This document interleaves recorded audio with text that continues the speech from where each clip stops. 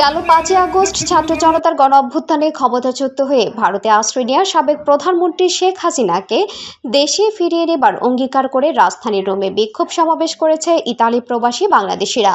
মুজিব আদর্শের সৈনিক এর ব্যানারে মূলত ইতালি আওয়ামী লীগের নেতাকর্মীরা এই বিক্ষোভ সমাবেশে অংশ নেন। তারা অভিযোগ করেন, বাংলাদেশে ভিন্নমতের প্রবাসীদের ঘরবাড়িতে হামলা এবং লুটপাট হচ্ছে। অবিলম্বে এই ধরনের সন্ত্রাসী কর্মকাণ্ড বন্ধের আহ্বান জানান তারা।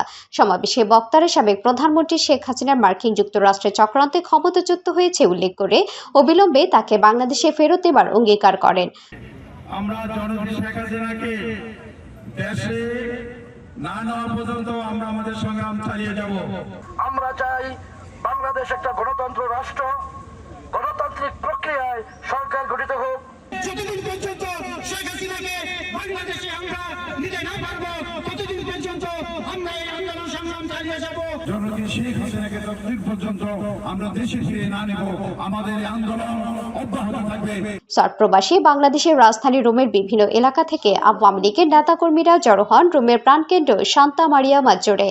কে এম লোকমান হোসেনের সভাপতিত্বে এবং হায়দুল ইসলাম হাদির পরিচালনায় এই সমাবেশে বক্তব্য রাখেন শেখ হাসিনা প্রত্যাবর্তন সংগ্রাম কমিটির প্রধান সমন্বয়কারী আফতাব ব্যাপারী, হাসান ইকবাল, আব্দুর রব ফকির, এম এ রব মিন্টু, আবু তাহের এবং কয়েকজন নারী নেত্রী সহ প্রবাসীরা বক্তব্য রাখেন।